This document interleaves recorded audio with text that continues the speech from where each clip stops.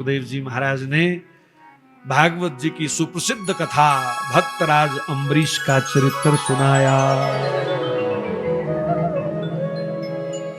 वैवस्वत मनु के पुत्र नभग, नभग के पुत्र नाभाग और नाभाग के पुत्र हुए भक्तराज अम्बरीश। उत्तराधिकार में इनको सप्तद्वीप नवखंड का राज्य मिला जी, यानी पूरी पृथ्वी के एकमात्र राजा। धन संपत्ति कुबेर भी जिसका मुकाबला ना कर सके, कुबेर से भी अधिक धन संपत्ति इनके खजाने में। पतिव्रता धर्मपरायणा स्त्री पत्नी आत्मीय भाव से सदा पति के धर्म कार्य में सहयोग करती। कभी कभी राज्यसभा में प्रशंसक लोग अम्बरीश की प्रशंसा करते, हे राजन आप बहुत बड़े हैं, बहुत महान हैं, कितना बड़ा राज्य है आपका, कितना बड़ा खजाना है आपका। ज्यों ज्यों प्रशंसा सुनते त्यों त्यों उनकी गर्दन झुकती जाती और हाथ जोड़ करके कहते, भैया स्वप्न में कोई भिखारी राजा बन जाए तो वो क्या राजा होता है? ये संसार एक स्वप्न है, सत्य हरि भजन जगत सब सपना। ये संसार एक स्वप्न है और मुझ जैसे भिखारी पर दया करके परमात्मा ने उसको राजा बना दिया, इसमें मेरा क्या है? मैं नहीं था तब भी कोई राजा था, मैं नहीं रहूंगा तब कोई और राजा होगा। सदा रहने यहां कौन आया है? काहे का घमंड? 4 दिन की चांदनी फिर अंधेरी रात। इसलिए विनम्रता में सिरमौर हैं अम्बरीश, विनम्रता में। लेश मात्र कभी संपत्ति का, राज्य का घमंड उनके दिल में नहीं आया, मन में नहीं आया। और केवल कहने की बात नहीं, व्यवहार में भी उनके ऐसी ही विनम्रता है। प्रातः काल मंगल बेला में नहा धो करके हाथ में पूजा की थाली लेकर नहीं, हाथ में झाड़ू लेकर के भगवान के मंदिरों की बुहारी करने लग जाते। आंखों से सदा श्री हरि का दर्शन, कानों से सदा श्री हरि कीर्ति, मुख से सदा भगवान गुणानुवाद, मस्तक ठाकुर जी के चरणों में झुकने के लिए हर पल तैयार, हाथों से ठाकुर जी की सेवा, सोहनी सेवा, और पैर सदा भगवत धाम की ओर भागते रहते। एक एक अंग का विनियोग, जिसको आप इन्वेस्टमेंट कहते हो, अपने एक एक अंग को अम्बरीश ने ठाकुर जी में इन्वेस्ट किया हुआ है। मेरी प्रार्थना है, धन कहां इन्वेस्ट करना है ये आप अच्छी तरह जानते हैं, लेकिन तन कैसे इन्वेस्ट करना है ये अम्बरीश से सीखो।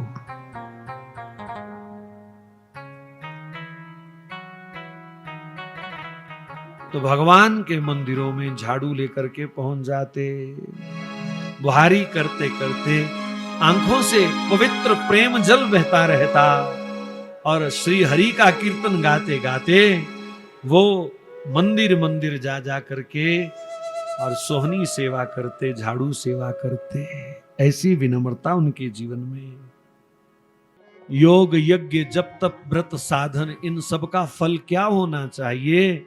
ठाकुर जी की छवि आंखों से एक पल भी ओझल ना हो, ठाकुर जी का नाम एक पल के लिए भी जीवा से विलग ना हो। महाराजा अम्बरीश ऐसी प्रवृत्ति से भगवान के भजन में, सेवा में सदा लीन रहते। एकादशी व्रत में उनकी बड़ी निष्ठा थी। बद्रीनाथ भगवान ने बड़ी कृपा करी, हमको एकादशी वाले दिन ही चलाया। मैं तब कर रहा हूं, तुम भी करो।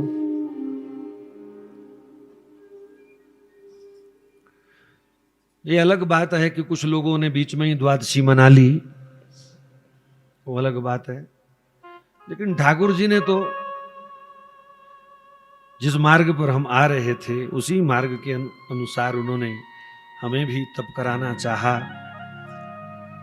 तो एकादशी व्रत सनातन धर्म में सर्वश्रेष्ठ व्रत है। ये किसी मत मतांतर किसी संप्रदाय विशेष का व्रत ही ना माना जाए। ये प्राणी मात्र के कल्याण का व्रत है। बस कई बार कथाओं में चर्चा हो चुकी है, पुराने श्रोता बहुत बैठे हैं, अधिक नहीं कहूंगा। एकादशी वाले दिन अन्न में रोग के कीटाणुओं का वास है। ये बात वर्तमान मेडिकल साइंस में भी सिद्ध हो चुकी है। अच्छा, क्यों कहते हैं कि ग्रहण लग रहा है तो खाने पीने की वस्तु में तुलसी डाल दो, कुशा डाल दो? सूरज की किरणों में उस समय कुछ दोष आ जाता है जिससे अन्न दूषित हो जाता है, और यही एकादशी का नियम है।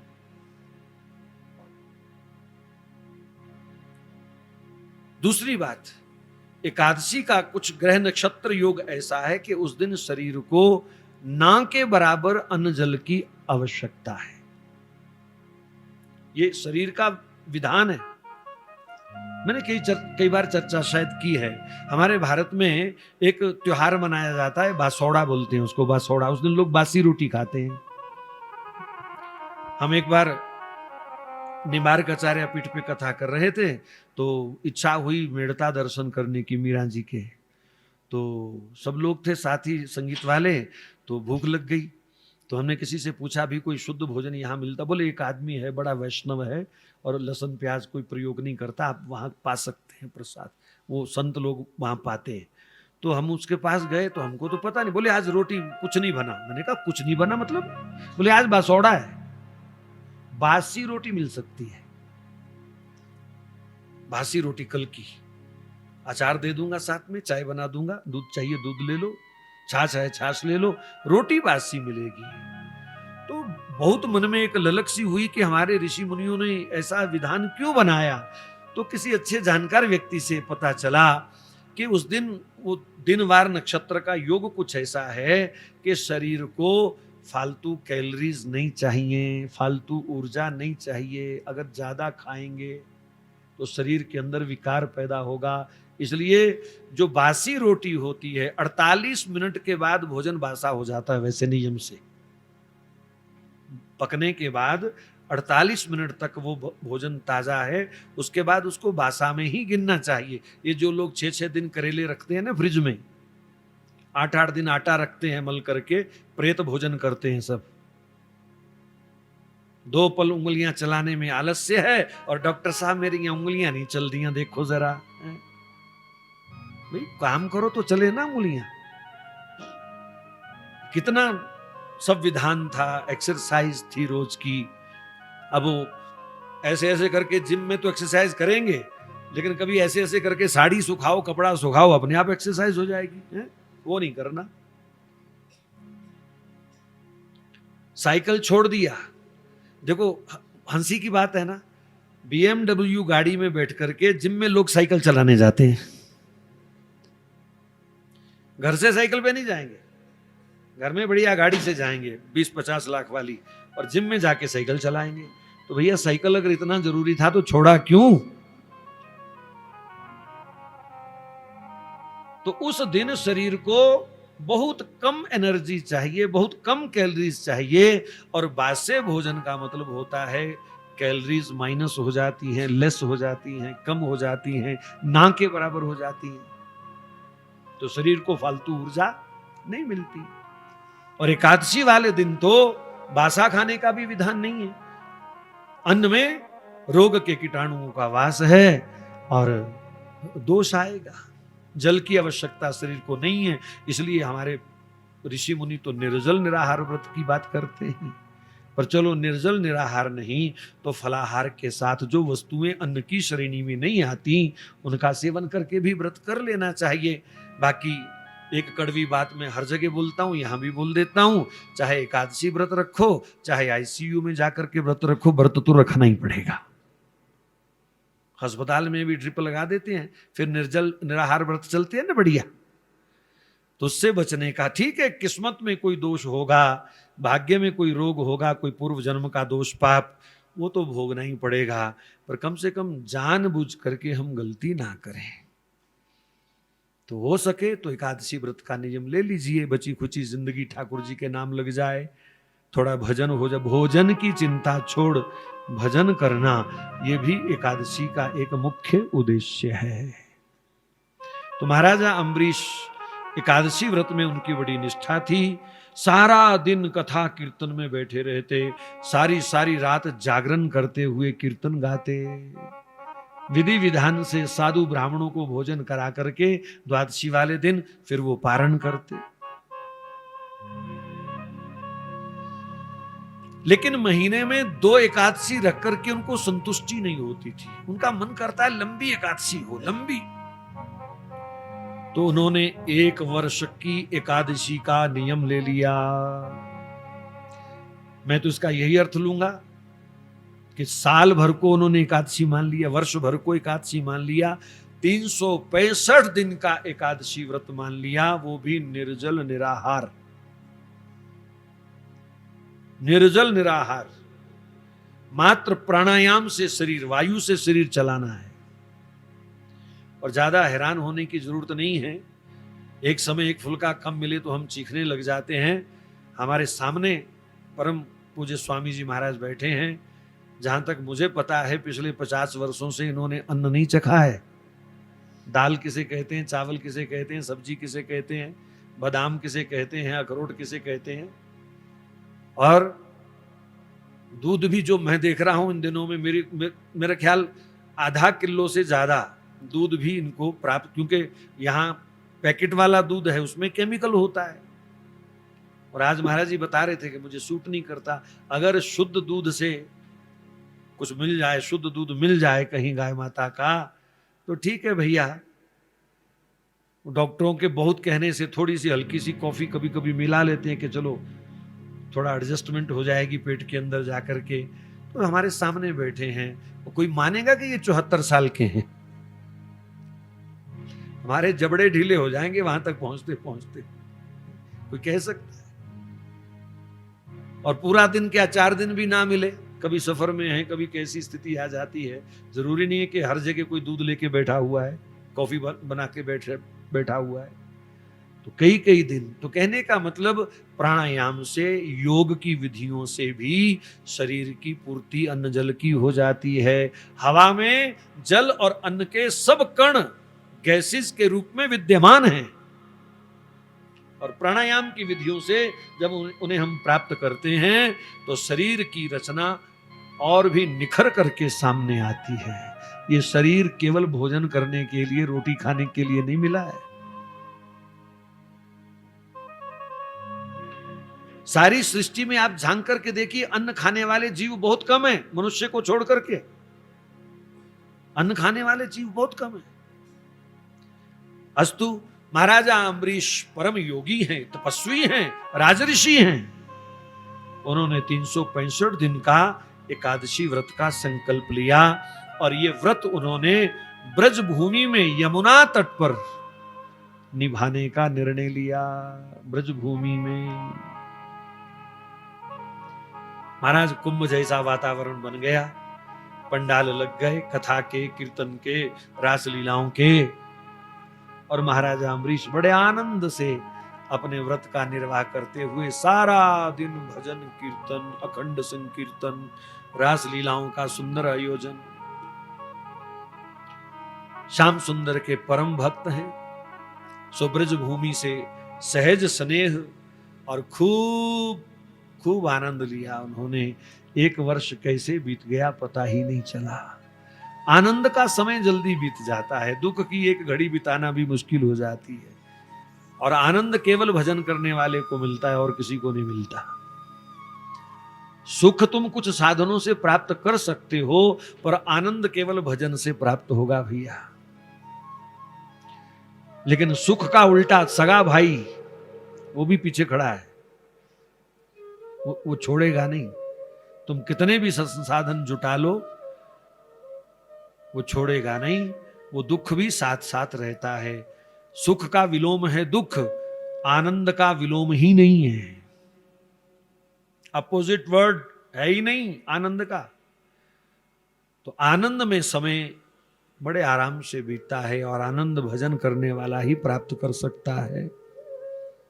1 वर्ष बीत गया, द्वादशी आई। हजारों साधु ब्राह्मणों को बिठाया, जिमाया, पूजा अर्चना करी, खूब दान दक्षिणा दे करके विदा किया। स्वयं भोजन लेने के लिए बैठे, हाथ में जल लेकर के ब्रह्मर्पण किया, ठाकुर जी को प्रणाम किया, अन्नपूर्णा मैया को प्रणाम किया और बड़े आनंद से ठाकुर जी का प्रसाद अभी मुख की ओर जा ही रहा था, प्रथम ग्रास सामने से दुर्वासा ऋषि पधार गए और वो ग्रास वहीं वापिस छोड़ के तुरंत हाथ धोए और महर्षि के चरणों में जाकर के दंडवत प्रणाम किया। अहो भाग्य मेरे महामुनि, मेरा व्रत सफल हो गया, आप जैसे महान संत का दर्शन हो गया, आओ प्रभु पधारो। पूजा अर्चना करी और प्रसाद तैयार है भगवान। बोले हाँ भूख मुझे भी लगी है, लेकिन वृंदावन आया हूं तो कम से कम यमुना जी का स्नान तो कर आऊं पहले। भाई तीर्थ पर जाओ तो तीर्थ की नदी सरोवर जो भी है उसका स्नान करना चाहिए। दरस परस मज्जन रूपाना लिखा है, कम से कम दर्शन प्रणाम तो करना ही चाहिए, थोड़ा स्पर्श करना ही चाहिए। और स्नान कर दो तो स्नान भी करो। हमारे ये जितने भी तीर्थ हैं, सच कहूं स्नान की तो लास्ट में जरूरत है। दरस परस मज्जन तीसरे नंबर पर है। दर्शन गंगे तव दर्शनात् मुक्ति, गंगा जी के दर्शन मात्र से मुक्ति हो जाती है। गंगा जी को जब समझ देखो तो ठाकुर जी के अगर चरण भी आपको दिखने लग जाएं कि जिन पावन चरणों से ये गंगा जी प्रकट हुई हैं, और उस समय अगर दो प्रेम के अश्रु तुम्हारी आंख में आ जाएं तो समझो गंगा जी ने स्वयं आकर के तुम्हें स्नान करा दिया। ऐसी महिमा है तीर्थों पर। तो दुर्वासा जी ने कहा यमुना जी का स्नान तो कर आऊं। वो स्नान करने के लिए चले गए। स्नान के बाद भगवान का भजन ना हो तो स्नान का कोई फल नहीं है। तुम यहां तप्त कुंड में चाहे अलकनंदा में 6 बार नहा लो, लेकिन घंटा 2 घंटा बैठ करके भजन ना करो तो मैं तो समझूंगा बद्रीनाथ आने का ही कोई फल नहीं है। तीर्थ भी तभी फल देता है जब यहां आकर के कोई भजन करे। भजन के बिना तीर्थ का कोई फल नहीं है, भजन के बिना दान का कोई फल नहीं है, भजन के बिना किसी व्रत उपवास का कोई फल नहीं है। गलत फहमी में मत रहे ना कि हम हरिद्वार नहाया है, हम वृंदावन नहाया है, हम प्रयागराज नहाया है, हमारे पाप खत्म हो गए। उन्होंने तुम्हारे तन को मन को थोड़ा शुद्ध कर दिया, कल्याण भजन से होगा। बिनु हरि भजन न भवतरिये यह सिद्धांत अपेल। तुलसीदास जी महाराज के पास कुछ गपौड़ी लोग आए, 5-7 गप्पे मारने वाले। कहने लगे बाबा ये क्या राम राम भजन भजन की बातें करते रहते हो, आजकल सिस्टम बदल गया है कलयुग में, आजकल भजन की कोई जरूरत नहीं है। उन्होंने कई उदाहरणें दी, गपौड़ी थे ना गप मारने वाले, कई उदाहरणें दी। कहने लगे महाराज मैंने आकाश में देखा, हो कहते हैं आकाश शून्य होता है, पर कलयुग है महाराज, आकाश में फूलों का बगीचा खिला हुआ। हजारों रंगों के फूल आकाश में हमने खिले हुए देखे। तुलसीदास जी ने कहा हो गया होगा भैया, कलयुग है, उल्ट पुल्ट हो गया, कुछ हो गया, मान लेते हैं तुम्हारी बात, सही बोल रहे हो तुम। दूसरा गपौड़ी आया, कहने लगा महाराज समय बदल गया है, तुम भी बदल जाओ। बोले तूने क्या बदला देखा? बोले मैंने खरगोश के लंबे लंबे सींग देखे, खरगोश के लंबे लंबे सींग देखे मैंने।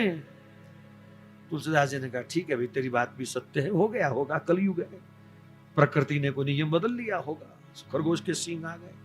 तीसरा आया, तुम क्या कहना चाहते हो? महाराज मैं भी यही कहना चाह रहा हूं, समय बदल गया है। बोले क्या हुआ? बोले बांझ का बेटा उसकी गोद में खिल रहा था। तो बेटा तो मां का होता है, बांझ का कहां से होता है? अगर बेटा है तो वो बांझ का है कि? लेकिन कहा बांझ के मैंने बेटा देखा। तुलसीदास जी ने कहा चलो हो गया होगा भैया, और क्या, मान लेते हैं तुम्हारी बात। चौथा आया, कहा महाराज अब गाय वाय रखने की जरूरत नहीं है, मैंने तो पानी में मथनी डाली और ऐसे मंथन किया, बढ़िया घी, मक्खन भी नहीं, डायरेक्ट घी निकला। छठा आया, कहा महाराज अब सरसों बोने की जरूरत नहीं है, तिलहन बोने की जरूरत नहीं है।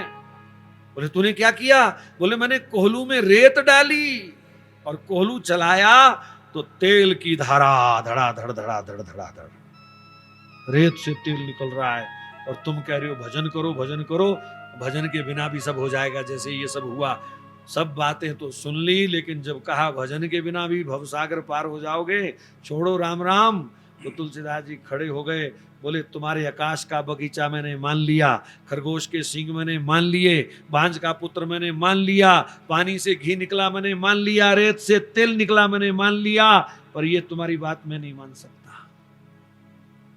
बारी मथे घृत होई बरु, सिकता ते बरु तेल, पर बिनु हरि भजन न भव तरिए, यह सिद्धांत यपे। बिनु हरि भजन न भव तरिए, मैं फिर आपको गलत फहमी से निकाल दूं, ना गंगा स्नान से भवसागर पार होगा, भजन करना पड़ेगा। करोड़ों अरबों का दान करने के बाद भी कल्याण होने वाला नहीं है, साथ में भजन करना पड़ेगा। और मैंने तो कई कथाओं में उदाहरण दी, बिल्कुल ओरिजिनल चेक,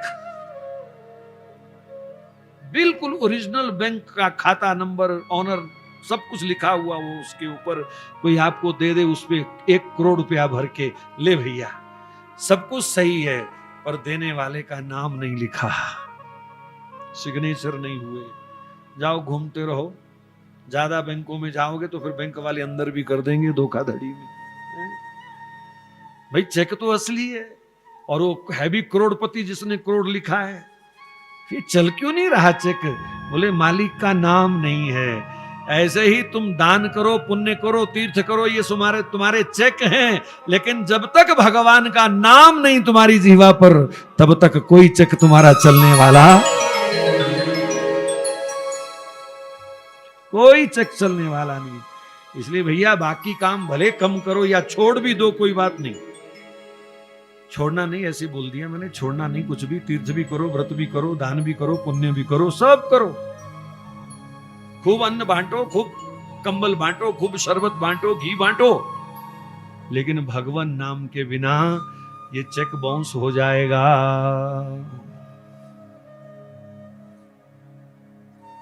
तो दुर्वासा जी ने कहा वृंदावन आया हूं, यमुना स्नान किया है, तो भजन के बिना मेरा स्नान किसी फल काम का नहीं है। भजन में बैठ गए। वृंदावन भूमि दुर्वासा जी जैसा तपस्वी महापुरुष और ब्रज भूमि मोहनी में जानी। महाराज वृंदावन में तो एक कहावत प्रसिद्ध है, वृंदावन में भजन करना नहीं पड़ता, भजन अपने आप होने लग जाता है। दुर्वासा जी बैठे, भगवान की लीलाओं का चिंतन होने लग गया। समय कितना चला गया पता ही नहीं चला। उधर द्वादशी का व्रत पारण का मुहूर्त समाप्त होने वाला, सब ब्राह्मण महात्मा इकट्ठे हुए। अरे राजन, तुम्हारा समय हो रहा है, मुहूर्त हो रहा है, तुम अन्न ग्रहण कर लो ना। कहा महात्मा को मैंने भोजन का निमंत्रण दिया है, तो स्वयं पहले मैं कैसे पा सकता हूं? अरे सुनो, आपने प्रथम ग्रास ग्रहण कर लिया था हाथ में, भोजन प्रारंभ होने पर अगर कोई अतिथि आवे तो दोष नहीं होता।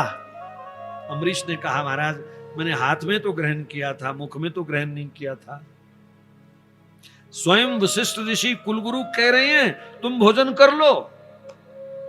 कहा गुरुदेव आपकी ये आज्ञा नहीं मान सकता, मुझे क्षमा करना, मैं उनको पवा के ही पा सकता हूं। वशिष्ठ जी ने इशारा किया कि हमारे राजा ने इतनी मेहनत करी है, कुछ तो अंश बचे इसके पास पुण्य का। तो एक ब्राह्मण को इशारा किया, वो झट से ठाकुर जी का चरणामृत ले आया। कहा राजन चरणामृत। अब चरणामृत ना जल है, ना दूध है, ना दही है, वो सिर्फ चरणामृत है। ये आपको मैं विशेष सावधान करूं, चरणामृत में, प्रसाद में अगर आपने वस्तु दर्शन कर लिया तो चरणामृत प्रसाद की महिमा समाप्त हो जाती है। वो सेब नहीं है, केला नहीं है, लड्डू नहीं है, वो केवल प्रसाद है। लेकिन आपने अगर कह दिया पुजारी जी केले का प्रसाद देना, तो भैया फिर प्रसाद उड़ गया। अब वो केवल केला है, चाहे मंदिर से लेके खाओ तो चाहे बाजार से खरीद के खाओ। इसमें कभी भी वस्तु दर्शन नहीं करना। अब अम्बरीश के सामने जब वो चरणामृत लेके आए तो भगवान का चरणामृत कैसे इनकार करूं? जो होगा देखा जाए। 2 बूंद कंठ तक जो रहे, बस इतना सा चरणामृत उन्होंने लिया, ऐसे ऊपर से ग्रहण किया, और जैसे सुदामा जी ताक लगा के बैठे हुए थे, दुर्वासा जी, जैसे ही चरणामृत ग्रहण किया, दुर्वासा जी ये क्या कर रहा है? भोजन करके आचमन भी कर लिया? नहीं नहीं महाराज, वो तो है, जानता हूं तेरे जैसे पखंडी को, ढोंगी को, है? अपमान कर दिया मेरा, मुझे भोजन का निमंत्रण देकर के भोजन करके आचमन भी कर लिया। अम्बरीश कहते रह गए, महाराज महाराज जानता हूं तेरे को। एकदम जटा उखाड़ करके पटकी, कृत्या प्रकट कर दी, धड़ाधड़ शरीर जलता हुआ, अंगारे जैसा शरीर, वैसी कृत्या प्रकट हुई। बोले लिपट जाओ, इसको भस्म कर दो। अब अम्बरीश जी ने भी दुर्वासा जी का ज्यादा विरोध नहीं किया। लगता है मेरा आखिरी समय आ गया। ओम नमो भगवते वासुदेव। नेत्र बंद करके ठाकुर जी का ध्यान करने लगे। कृत्या आगे बढ़ी, पर सुखदेव जी कहते हैं भक्त वत्सल, भक्त तत्पर। गोपाल सहस्त्र नाम के आखिरी श्लोक में ये 2 नाम बड़े प्यारे हैं, बड़े कीमती हैं। विश्वास करो, भगवान भक्त वत्सल हैं और भक्त तत्पर हैं, मतलब भक्त के लिए सदा तैयार। जैसे ही कृत्या आगे बढ़ी, सुदर्शन चक्र प्रकट हो गए और कृत्या को ही जला करके भस्म कर दिया। बोलो भक्त वत्सल भगवान की जय। दुर्वासा जी दूसरी जटा पकड़ने की तैयारी में थे कि सुदर्शन चक्र सर सर अग्नि बरसाते हुए दुर्वासा जी की ओर लपक गए। अब तो बेचारे दुर्वासा जी धोती उठा करके भागे, बचाओ बचाओ, पर कौन बचाए? इस भक्त के अपराधी को, वैष्णव अपराधी को कौन बचाए? भागते भागते हिमालय में आ गए, बर्फ में छुप गए। इतनी गर्मी लग रही है उनको, बर्फ में छुप गए। पर सुदर्शन की गर्मी से बर्फ पिघलने लगी, ग्लेशियर पिघलने लगे, नदियों में बाढ़ आ गई, हिमालय एकदम सूखा सा हो गया। पर सुदर्शन का तेज कम नहीं हो रहा। दुर्वासा जी फिर वहां से भागे, नारद जी से मिले, बचाओ, कहा मेरे बस में नहीं है। ब्रह्मा जी से कहा बचाओ, बोले मेरे बस में भी नहीं है। यही हिमालय से कैलाश की ओर भागे, बोले बाबा बचाओ। शंकर जी ने आवाज सुनी, बोले जानी पहचानी सी आवाज लगती है, ये तो दुर्वासा की आवाज है। आज तक तो दुर्वासा जी के आगे लोगों को भागते देखा था, ये किसके आगे भाग रही है? एकदम आंख बंद करके सब दृश्य समझ गए। दुर्वासा जी से वैष्णव अपराध हुआ है, और इस वैष्णव अपराधी के पैर अगर मेरी कैलाश भूमि को छू गए तो ये कैलाश मेरा भजन आसन है, और मेरा भजन आसन अपवित्र हो जाएगा इसके पैर रखने से। सो तुरंत भाग करके कैलाश की तलहटी तक भगवान आ गए। दुर्वासा जी को कैलाश पर नहीं चढ़ने दिया। भजन करने वाले की मर्यादा होती है, अपने आसन का, अपनी माला का, अपनी पूजा के सब सामग्री का हर किसी को स्पर्श मत करने दो।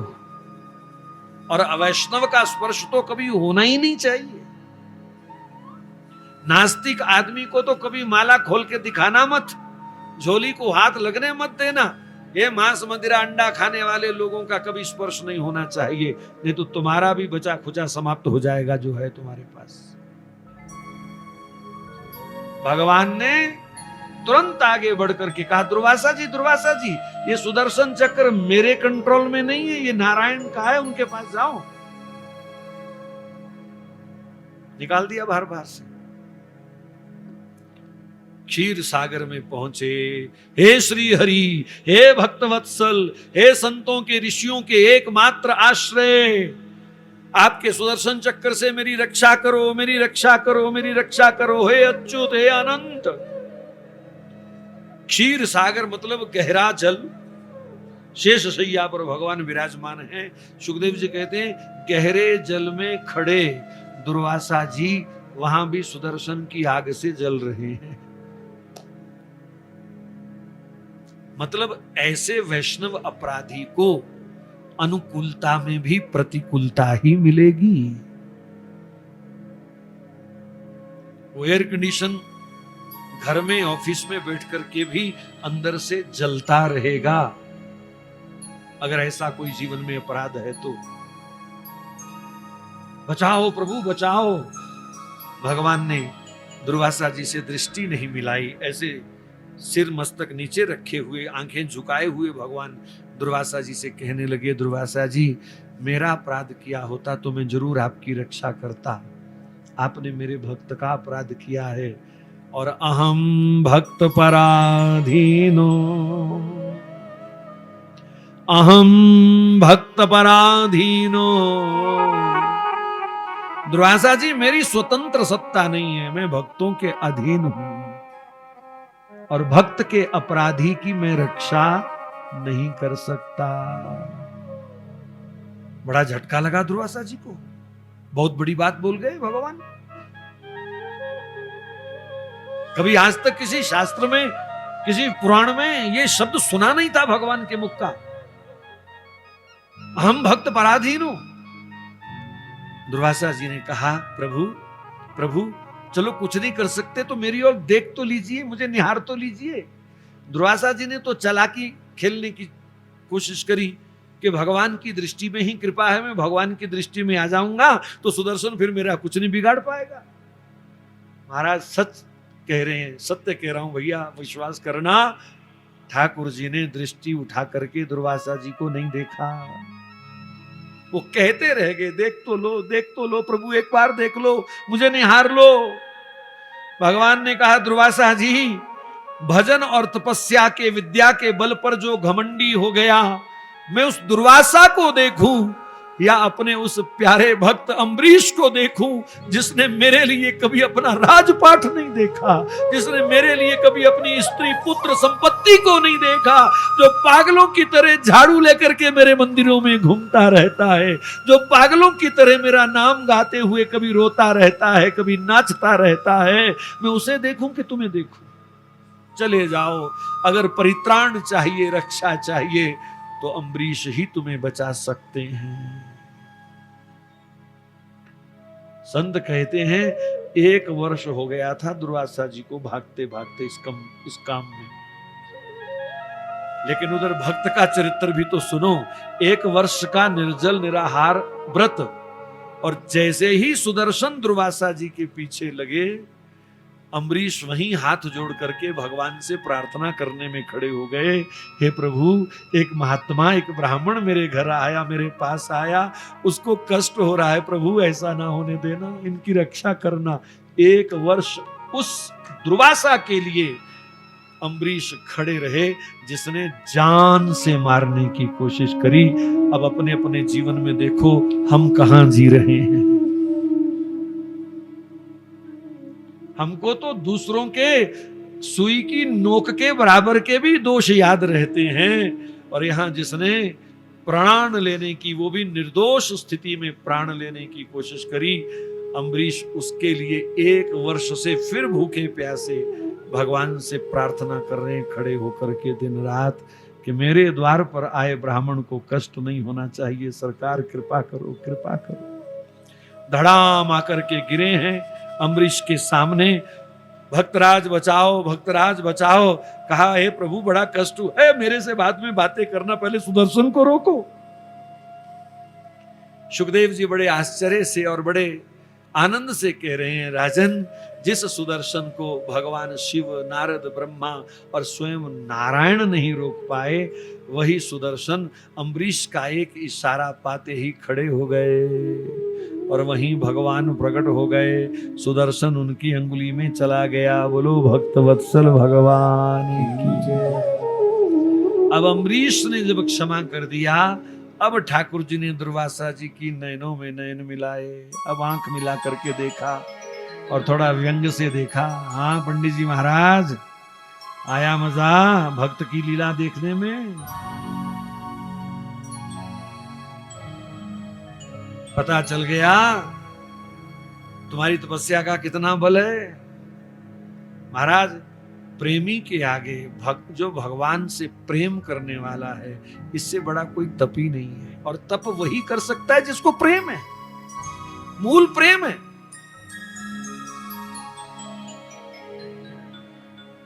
दुर्वासा जी ने भगवान को प्रणाम किया, कहा प्रभु बहुत बड़ी भूल हो गई, आपके इस परम वैष्णव भक्त को मैंने कैसी चुनौती दे डाली, मुझे क्षमा कर दीजिए, क्षमा कर दीजिए। भगवान ने मुस्कुराते हुए आशीर्वाद दिया, अंतर ध्यान हो गए। अम्बरीश ने दुर्वासा जी को प्रसाद पवाया, खूब आनंद से फिर उनको विदा किया। परीक्षित ने प्रश्न कर दिया, कहा गुरुजी, दुर्वासा जी कोई साधारण ऋषि तो है नहीं, अत्रि अनसुईया के पुत्र, भगवान शिव का अंशावतार हैं, इतने बड़े महापुरुष, क्या उन्हें नहीं पता था कि अम्बरीश का भजन भक्ति कैसी है? कैसे परखने लग गए?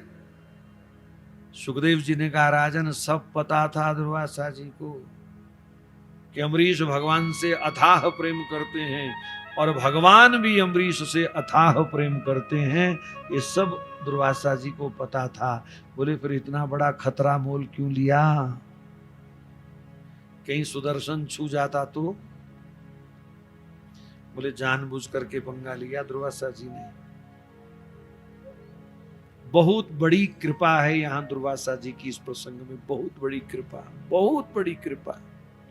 दुर्वासा जी के मन में बैठे बैठे एक दिन विचार आया कि भगवान भक्तों से प्रेम तो बहुत करते हैं, पर कभी बोले नहीं अपने मुंह से। प्रेम गूंगा होता है जी, इसलिए मैं तो अपनी हर कथा में लोगों को सावधान करता हूं, जो अपने प्रेम को ज्यादा प्रकट करे ना तुम्हारे साथ बोल बोल के या ऐसे ऐसे, समझ लेना सबसे बड़ा धोखा होने वाला है तुम्हारे साथ।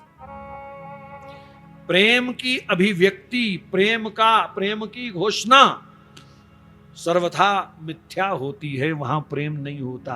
प्रेम मौन होता है, प्रेम गूंगा होता है, प्रेम को बोलने वाला गूंगा और प्रेम को सुनने वाला बहरा, मूकवत।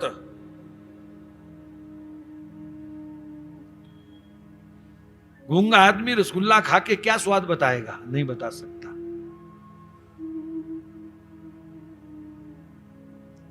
तो भगवान आज तक अपने मुंह से कभी बोले नहीं थे। दुर्वासा जी को लगा कि भगवान ने अगर एक भी शब्द नहीं बोला तो आने वाले युगों में, कलयुग में, ये छोटे मोटे भक्त कैसे खड़े होंगे? कौन विश्वास करेगा कि भगवान भी हमसे प्रेम करते हैं? इसलिए कोई ऐसी लीला करो, कोई ऐसा लीला करो कि भगवान के मुंह से कोई सबूत के लिए, प्रमाण के लिए शब्द तो निकले कि मैं भी भक्तों को चाहता हूं, मैं भी भक्तों से प्रेम करता हूं। अकेले भक्त ही घंटी नहीं बजाते। छेड़ लिया अम्बरीश को, आ गया सुदर्शन पीछे, लेकिन फिर भी भगवान ने ये नहीं कहा कि भक्तों आई लव यू। भगवान ने ये नहीं बोला मैं आपसे बहुत प्रेम करता हूं, मैं भक्तों से, ये शब्द तो बोला ही नहीं उन्होंने। इससे भी कई लाख करोड़ गुना ऊपर का शब्द बोल दिया। शायद आज का कोई प्रेमी नहीं बोलना चाहता, ये शब्द नहीं बोल पाएगा। भगवान ने कहा मैं भक्तों से प्रेम नहीं करता, मैं भक्तों का दास हूं, मैं भक्तों की गुलामी करता हूं। अहम भक्त पराधीनो, मैं भक्तों का दास हूं, मैं भगतन को दास, भगत मेरे मुकुट मणि।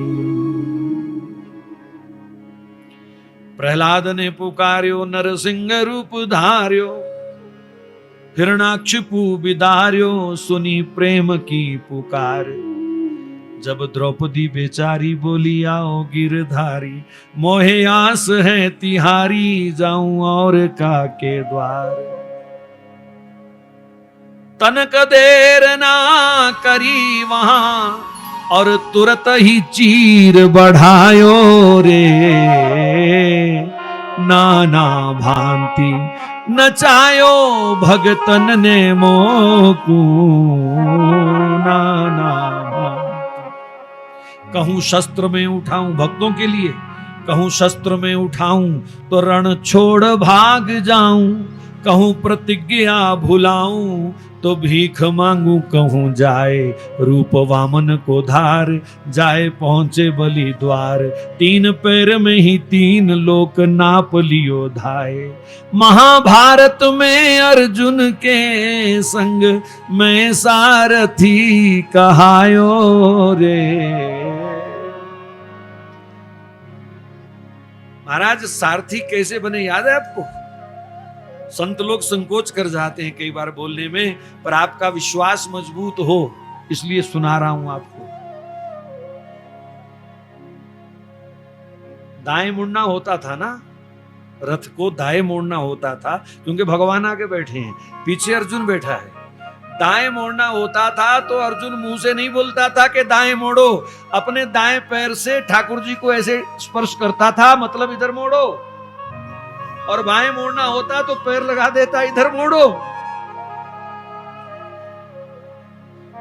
और जब युद्ध समाप्त होता था तो कहता, कृष्ण घोड़े ले जाओ, जरा इनको घास खिला दो, पानी पिला दो, थोड़ी इनकी खरखरी मालिश कर देना, थक गए हैं सारा दिन से चलते चलते। और भगवान ने यहां कहीं भी अपनी प्रभुता को सामने ही नहीं रखा। जो मालिक कह रहा है, आज तो मैं सारथी हूं। महाभारत में अर्जुन के संग मैं सारथी कहायो रे, नाना भांति नचायो भगतन ने मोकू, नाना भांति। और सबसे अंतिम और सबसे बढ़िया बात जो कवि ने यहां पर लिखी, मेरे को तो बड़ा सुख देती, आप भी सुख लीजिए। मैं हूं मीरा को गोपाल, गिरिधारी नंद लाल, और कंस को हूं काल दास, तुलसी के राम। और मूल स्वरूप लक्ष्मी को भरतार, चार वेदन को सार। लक्ष्मी को भरतार, चार वेदन को सार, बने नंद के गैया चराने के लिए बने नंद। जो चार वेद का सार है, जो लक्ष्मी का भरतार है, वो नंदराय की गैया चरा रहा है। लक्ष्मी को भरतार, चारों वेदन को सार, बने नंद के कुमार, सूरदास जी के शाम। और अंतिम बात जल्दी हजम नहीं होगी, थोड़ा हजम कर लेना। सोई जो लक्ष्मी का भरतार है, चार वेदन को सार है, सोई वृषभानु की किशोरी के, मैं चरणन को दास कहायो रे।